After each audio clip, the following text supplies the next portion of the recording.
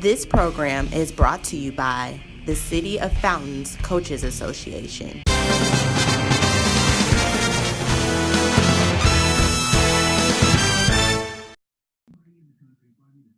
Carlos Nelson with Cascade Sports.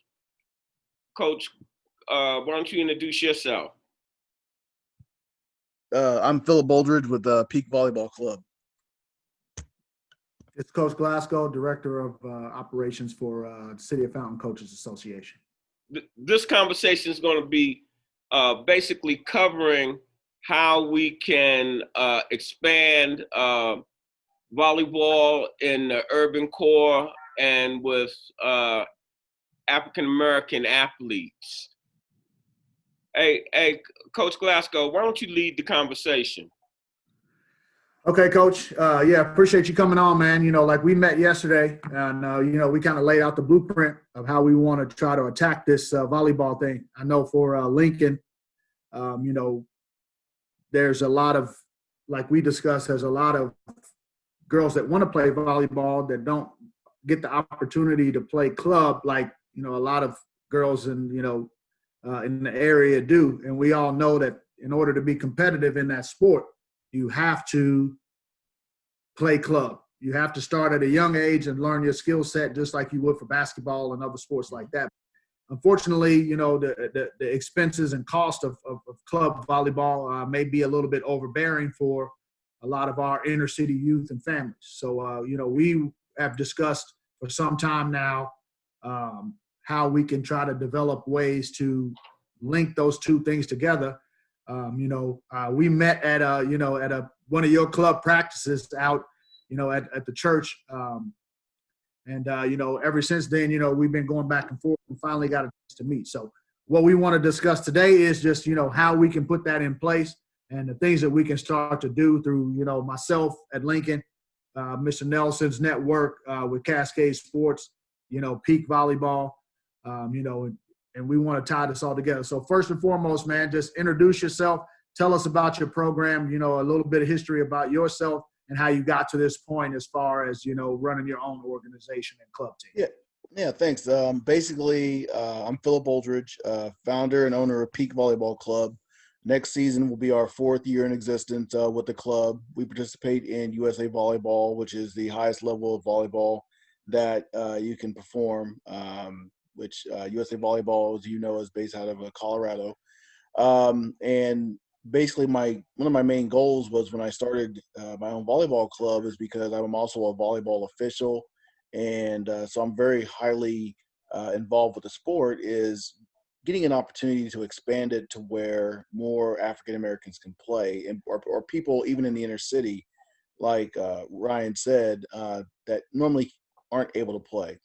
Unfortunately, with some of the expenses that go along with volleyball, that makes it a little bit more difficult because of the cost of gym facilities and things like that. So what we're trying to do is we're still trying to hit that main goal and focus of what we were trying to do with reaching the inner cities, because I do know and I do believe that there are so many great athletes that can play this sport.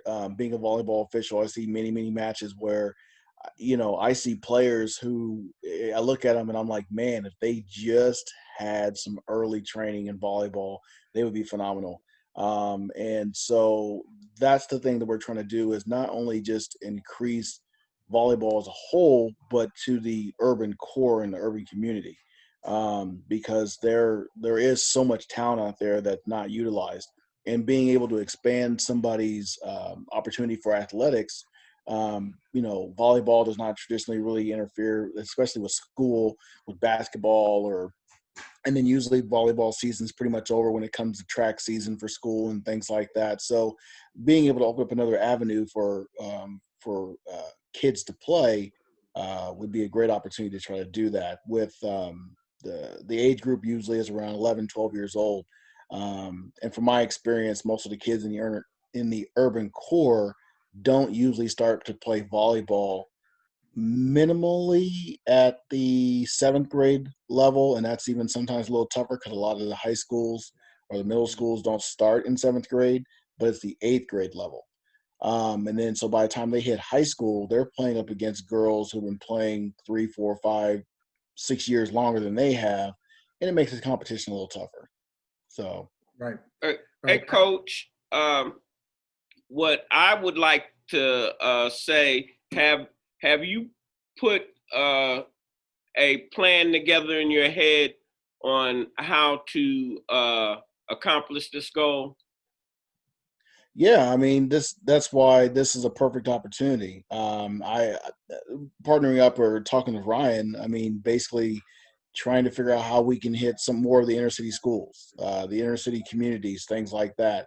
When I promote on Facebook to have my tryouts and things like that, I'm really hitting even more so of the inner city community, because I do want them to be able to come out and things like that. So that's pretty much where I've been focusing right now on trying to do that. Have I talked to a lot of school districts or things like that to hit those kids?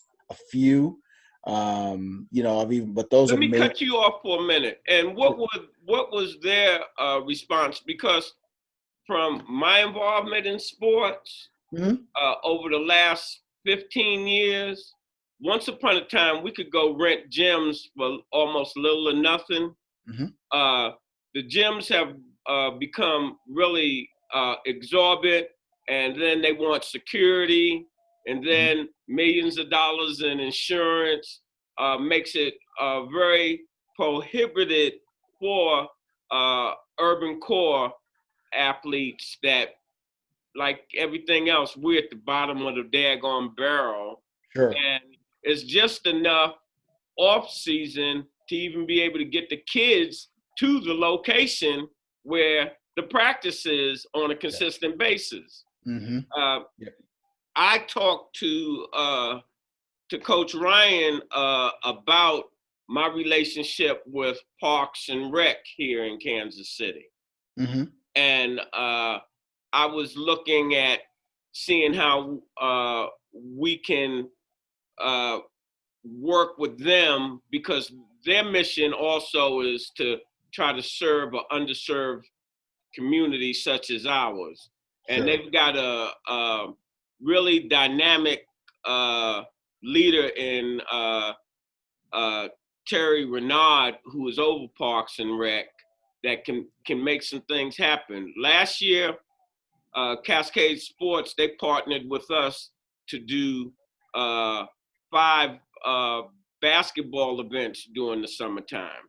But I want you to give me what was the school's response, because the Kansas City School District fundamentally has sway over these gym sites, and their student body are the ones that really benefit from this. Yep. And so because I'm letting the people that will watch this video, because I will be sending this to Parks and Rec, and I will be sending this to the Kansas City School District directly to Burdell, because they have a onus to try to up their kids' ability to be competitive in that arena. Now, what I would ask you to do is tell me who you've talked to, and did you talk to them on the lines of them partnering with you to use their facilities and help you as it relates to recruiting their lower grade levels? Because Cascade Sports, for the last, I would say, 5 years, I was looking to put a all-star type volleyball team together with nothing but basically African-American players from the urban core to compete. But the problem is the same thing that you just described. Those kids even the good ones, they have started late in the game. And it would be really hard, even with their athletic skills, to compete on an elite level. Definitely. Well, the schools that I've pretty much talked to at the district I talked to about partnering previously were not located actually in the inner city urban core. But it has been the Independent School District and also the Lee Summit School District. Because primarily the club was based out of the Blue Springs area, and that's our primary hub right now is where we use our main practice facility is Centerline in Blue Springs because, I mean, honestly, that's where I'm from, and that's what I know. So, well, let me say this, Coach. When Uh-huh. I was trying to do that, I think I mentioned to you, Coach Ryan, there was a gentleman, I won't mention his name, and I was talking urban core. He was like, no, we got to go out to Overland Park and we got to go, because they that's just a demographic that, that can afford to play club. Right. That's what but that was the whole point. I think that's why we're here, so we can, you know what I mean? Well, as I said, I'm sending this to the urban core people that can make some decisions. Right. They need to really understand that I'm going to Floyd right now. We are so reactionary after the fact.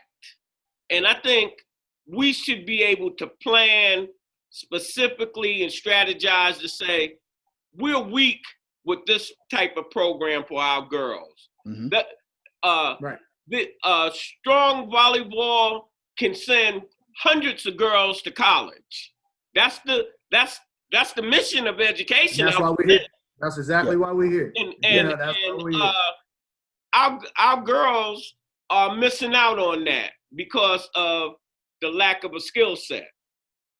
And the lack of the skill set, I'm not blaming the administration per se, but the microscope is on them now. What are you going to do to try to help this situation? As with your club, you've been in this game for a minute. You have elite players. Yep, I've been the club, like I said, has been around for next year will be our 4th year. I personally have been a coach, whether at the Parks and Rec level or the club level, almost 20 years in volleyball. At the club level, this will be my 10th year at the club level, and also as a volleyball official, this is my 9th year officially as a high school and college official. One of the things and one of the main reasons I really want to expand this to the urban core is because I do go into facilities and, and the African Americans that are playing the sport are very, very good athletes. So usually some of the top-notch athletes that are out there. But they are usually coming from the areas of, I'm not going to say more affluent type incomes, things like that. That's where they coming from. Yeah. But then I also will officiate volleyball matches with areas like maybe, Kansas City, Missouri, things like that, where I see student athletes that are just phenomenal and fantastic that, like you said before, don't have the opportunity to really play. The goal of the club really is it starts with the youth. You build your club and you build your programs based on younger athletes. Volleyball players typically start around the age of 10 years old to 11 when they play volleyball because of the height of the net and things like that. They're not able to put, it's a little bit different than basketball. It's a little bit different than soccer. They have to have a little bit more power to be able to, with their arms, to get the balls over the net and learn some other types of technique with volleyball. The main goal to do that is to run camps, to really, truly introduce volleyball to young student athletes at a younger age. I'm also a part of an organization called Media Mix of Kansas City, and I've just became the president of that organization. And one of the name it again. You said it so quick, I didn't even catch it. Sure, I'm sorry. It's Media Mix of Kansas City for my full-time job, and we one of the main things that we donate all of our profits to, all of our money to, is Operation Breakthrough. And I have talked to the folks at even Operation Breakthrough about trying to get into there to introduce volleyball to those kids. Maybe like an after school thing that those kids can do to learn, run some camps there to truly have them understand what volleyball is all about and to help grow the sport even with some of those young students. So we have to find financial help on that, because I started the Cub Scout program in the Kansas City School District. This is maybe 15 years, well, longer than that, because my son is 37 and he was in the Cub Scout. I started at Meservey Elementary, but my godfather called the capo. He sat on the Boy Scout of America board, and the Boy Scouts paid for everything. Their uniforms, because it was Urban Corps. I started at Meservey and James Elementary in North Kansas City. And from my perspective, for us in the Urban Corps to have a successful program, we have to find some financial partners that see the need, can see what the end result can be, and are willing to participate. I don't know how you feel about that. I would agree. I will say that I'm also in the process with the club of finding sponsors for next year to help sponsor the club. So that is definitely on my top agenda. I would like to find a athletic sponsor too within the next year or two, whether it be Adidas, Nike, Under Armour, things like that, to help offset some of the costs. And if I were to get those types of sponsors, that would also help lower some of the the costs and fees for people to play. So yes, I definitely understand the financial aspect of what you're saying, and it's definitely on top of my agenda, because we do have to get to a price point to where these young people can play the game. What I say is the timing is right.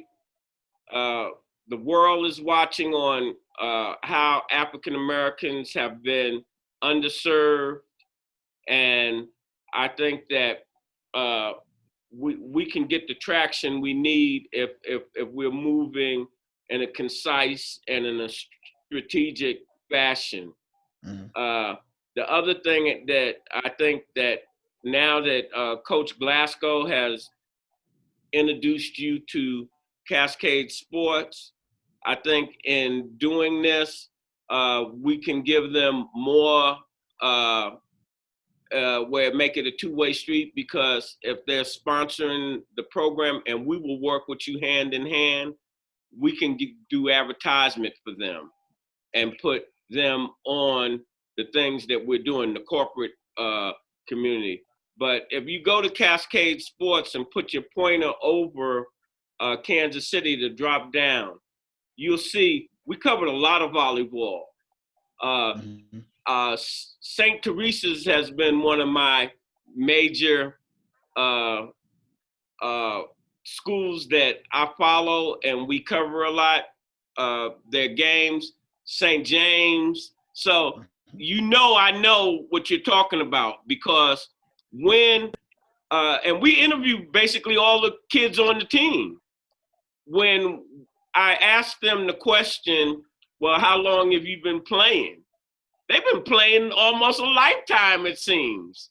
And they go to these summer camps, and they're not cheap. No. The volleyball reminds me of daggone golf. And just to be honest, that's just the landscape of youth sports in general now. I mean, it is a multi-billion-dollar business. Yeah. So, that's just the landscape of every sport, especially for a sport like that where there's a lot of travel involved. There's a lot of national. That's where kids get recruited the most. College coaches don't get the opportunities to come to a high school game and recruit. And what coach They had they have to go to these events, like they go to an AAU volleyball tournament or a club volleyball tournament. That's where they recruit their kids from, just like for basketball. So it's important for us to do both. Like, it's important for these girls to go at a high level in high school, but they have to be able to still continue to go out to where the coaches are and the networks are, to where they can get recruited to be able to play, because that's where the coaches are. You know, But the point that this coach has made, and he did it diplomatically,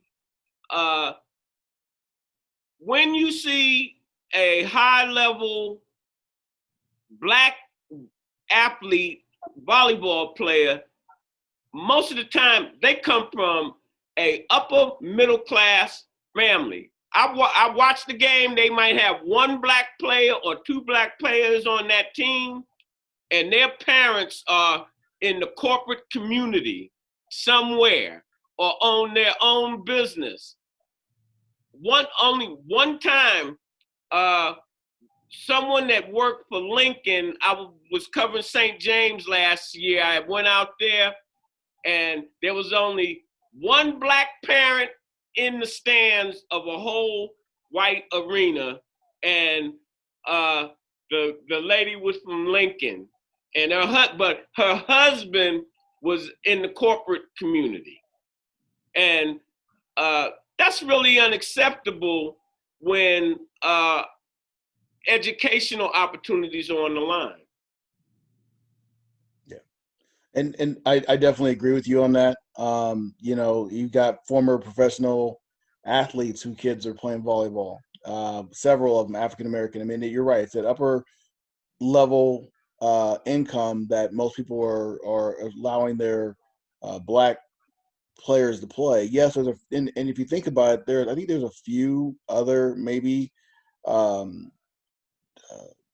clubs that deal with the maybe the urban community, but they're not really necessarily playing in the major tournaments like Ryan explained.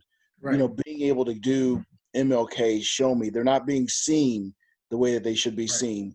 You know, and things like that. I mean, you know, there's national tournaments all over the place, and he's exactly right.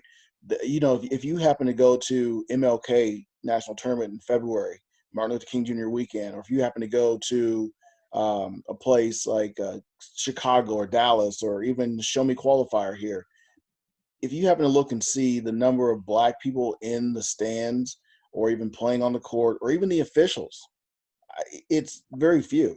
Couple percent, 2 to 5% maybe at best. Right. And you know, we've got to find a way to get more people involved. And even for me, it's not just even with the sport of the players, it's also the officials, letting people know, look, you know, because when I walk into a gym, I'll be honest with you, even as an official sometimes, unless I'm walking to a gym like Lincoln, you know, or Center or Ruskin, you know, sometimes, and I'm pretty well known. I've been doing this a while, but if I walk into a gym that I don't really, or have never really been to, a lot of people, and Ryan and I talked about this yesterday, they look at me and they're like, who's this guy? Does he even know what he's doing?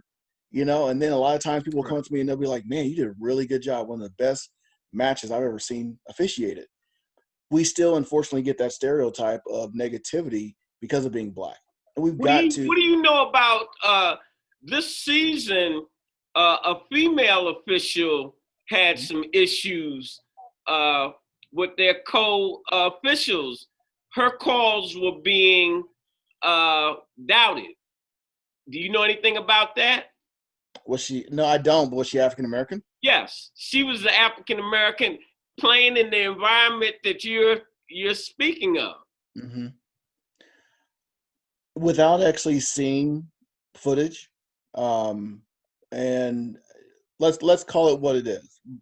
Volleyball has more judgment calls, I think, than any sport that there is. Ball handling especially. In fact, so much that they're even talking about possibly taking away the double contact on the second contact. That's been in discussion. And just, if it's dirty, it's dirty. And just letting the kids play even more, which I kind of agree with, because that is the most judgment call that you can have, is that call. And without seeing the footage and seeing what she was calling and things like that, I mean, she's calling a lot of doubles. If she sees it, that's what she sees. You know, and you cannot dispute a judgment call. That's my perspective. Let me say this. I don't think it would have came to light if it didn't have no merit. That was in the news. Oh, wow. Okay. Yeah, that's why I asked you, had you heard about it, because I don't think that would have reached that level if there wasn't something to it. And as I said, I've been to matches. People that have not been to that upper echelon, when you go in that gym, you're not going to, if you're African American, you're not going to see a whole lot of people that look like you. And I'm with you. I mean, here, I'll jump in there for a second. Like, you know, I, of course, you guys know my affiliation is, you know, Lincoln AD and basketball coach. So, you know, I watched our girls all season long. I mean, and we had a very, very good volleyball team this year, and we should have a very, very good volleyball team for years to come because Coach John's, the job she did building our program there, she's no longer there because she wants to go and watch her daughter for her senior year and then on to college, but she left the foundation of volleyball in Lincoln in a good place, which is why you know, I reached out. Where does her daughter go? She's in high. I'm not sure. I think it was her that was at the game that I was talking about, St. John's or St. Teresa's. Possibly. So I mean, for us, like what I watched all year was I watched our girls dominate in our area. And then when we got to the postseason, I watched a group of girls. I believe they were out of either Odessa or somewhere out in that direction. You know, but they were a well-oiled machine. And I was talking to their AD, you know, just AD to AD having conversations. And his main point is these girls have been playing together since they were 9 or 10 years old. So they know every movement that their teammates going to make. So really, they don't even really at that point, by the time they're seniors in high school, didn't really even need to be coached because they have been playing on the same club team and involved in that since that young of an age. So I think it's important that we can compete up to a certain point. But then when you get to that level where the championship's on the line and you're talking about a state championship, it's very difficult to go in and beat a group of people and girls that have been playing together for 10 plus years. Mm-hmm. So the goal for this whole thing has to be to get sections of our inner city that will go to whatever inner city school that might be, whether it be Lincoln or whether they go to Southeast, Northeast, whatever the case may be, is to section those girls and get them together so that they start playing together at a young age, going up through middle school into whatever high school they're going at. They've been teammates for a long period of time already, and they've been taught the fundamentals that it takes. So when they get to the high school coach, that high school coach is just about X's and O's at that point and what, you know what I mean, and continuing to move forward. So I think that you mentioned earlier the camps and things like that for young. I think it's not so much that we need to worry about like playing games at a young age, but we need to definitely implement a camp system in the urban core from the very young age. So those girls are coming and doing fundamentals and fundamentals and fundamentals. And then when they get to the age of 10 or 11, they can begin to start playing in actual game environments and things like that where they can get better. What are your thoughts on that, Coach? Yeah, definitely. I know that last year there was a program with USA Volleyball that came in. Actually, people who have coached on the USA Volleyball national teams and won gold medals came in and did camps for us coaches and club directors to explain different things. And they showed, it's amazing, like in Asia.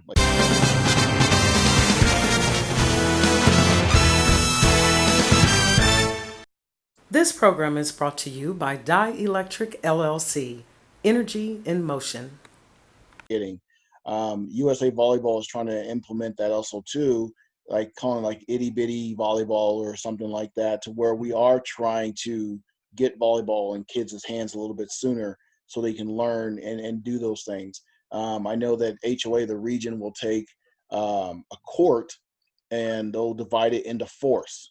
And those kids will play 2-on-2, and that's how they're learning the game of volleyball, just basically bumping the ball over and things like that, learning those skill sets. But learning the basic fundamentals of volleyball at a very early age is what's really important. I'm actually giving private lessons to a player tomorrow who's starting volleyball late, but she wants to play in school. And her parents want me to give her an honest opinion if I think how this she's going to do in school. And I'm like, look, she's going to be 14 years old, and to start volleyball, it's kind of late. And she's going to be going up. She's trying to make her school's team. I'm not sure what school she's going to, but to make a school's team, it's going to be difficult. If she's going to a Lee Summit or a Blue Springs or even some of the independent schools where these kids have been playing all these years, it's going to be a lot tougher, even though she's tall and she has athletic ability. And unfortunately, when you start, and then you'll have, we'll say 100 kids going out to play the sport, 75 to 100 kids. From my experience and what I understand, if you try to go to the inner city schools and you see tryouts for volleyball, it's maybe a third of that, 25% of that, and then you're just trying to get girls to play the game, right? And because you need to fill the team. The main goal and the main purpose of what we need to try to do is we need the inner city schools to have 100+ girls trying out, because then the competition level is so much better. It is so hard to see black folk, black athletes giving it their all and trying to play this game of volleyball, and they don't have the skill set that they're going up against because they have not been taught the game. And just getting happy because they put the ball over the net at middle school level is, we can't have that. Yeah. It's not acceptable. It's and they're and you can see that they're trying their butts off to do it.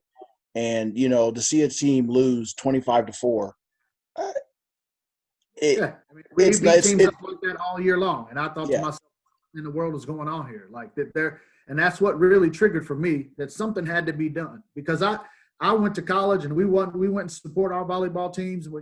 As basketball players, we went and supported our, and those girls are, they were as competitive as people that I've ever met in my life. And they were more dedicated than a lot of my teammates to their craft. So, and to add on to what we're trying to do is we're creating a network through an HBCU environment where these girls can have access to volleyball coaches at HBCUs and universities at a very young age. Now, say they don't pan out to be the PWI, Stanford, all of the powerhouses that play volleyball, they still will have a network through us that we can use to get them to early. I'm talking, like you said, middle school, freshman, sophomore year, early. Hey, coach, I want to play volleyball. Come, this is where I'll be. This is who I'll play for, and start researching. And their parents can start researching these HBCUs. That'll give them an opportunity early to connect and be able to go to some camps in college. Be able to go and say, hey, I want to go on it. Because we all know, sports right now, you need to make your way to that campus. Now, COVID put that, put a hold of it. It'll go back to normal. But them having the information to say, hey, I want to go visit, Howard or whatever, because they had a great volleyball program, and I want to go visit the school. But I found that information in 7th or 8th grade versus getting to my senior year and not have anybody recruiting me because I'm maybe not at this PWI level or whatever that is. Now there's another level, and we start funneling them into that. So, we can create an environment to push these kids to where they'll at least have a free education out of volleyball, whether it be Division I, Division II, NAIA, or whatever. That is ultimately our goal for what we're trying to do. Yeah, definitely. I will say this: one of my biggest accomplishments as a coach, and I've seen a lot of my players that I've coached at a young age go to college. But one of my biggest and brightest moments was this year when one of my players that I coached at 12 and 13 years old, granted she was tall and things, but she couldn't walk and chew bubble gum at the same time, and she had no athletic ability whatsoever. We were at the Show Me qualifier at the age of 13. I had Louisiana State University contact me about her at the age of 13 years old. And she just ended up signing this past fall with Long Beach State. And as a coach and to see another African American Black player, to see them succeed the way that she did was fantastic. Now, granted, she did have financial support, things like that. So but we need to have more of that at the inner city. We need to see more kids signing even dual scholarships, volleyball, basketball, track. I mean, there's no reason one of our why. student athletes actually, signed a track and volleyball scholarship with Virginia Union this year. So I mean, it was, she was a great athlete for both, and her tuition is paid for, and she's going to go off to Virginia and play both sports. So that's normally, that there's a way to get it done, and I think that if we all work together, to get these kids that environment early, then it's only going to benefit the community. It's going to benefit these kids, and then it'll be a staple in the community. Say, hey, listen, you don't have to go to Lee Summit or Blue Springs. You know what I mean? We got the Parks and Rec facilities down here. We're having camps and practices right down here in your own neighborhood. Because I mean, let's face it. If you put all the financial parts of it, you have to pay the fee to play.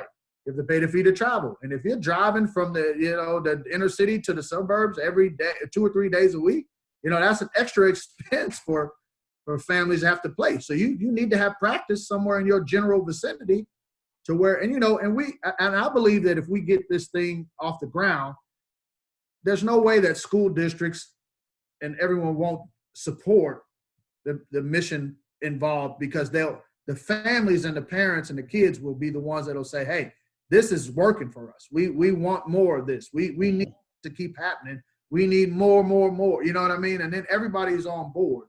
But it starts with us, I believe.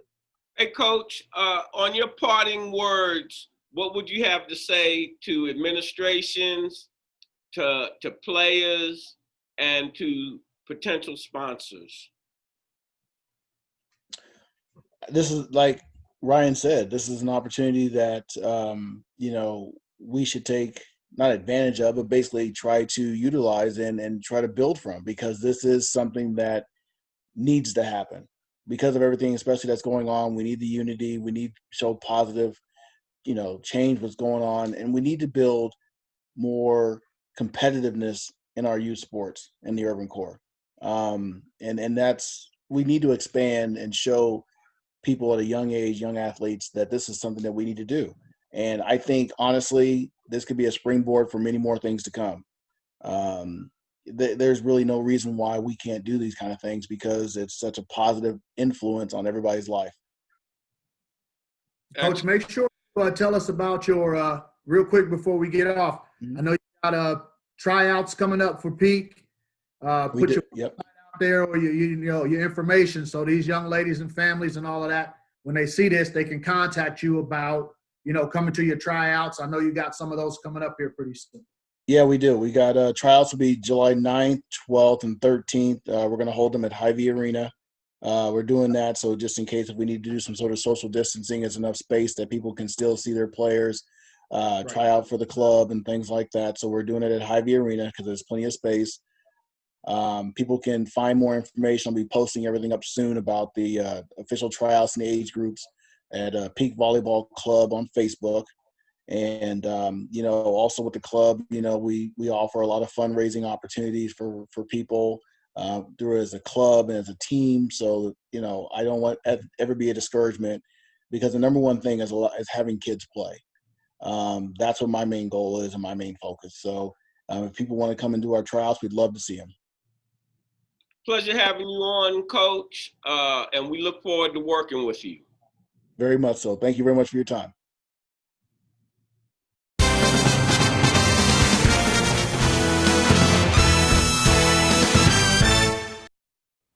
This is brought to you by Dollars for You, fundraising you can trust. www.dollarsforyou.com.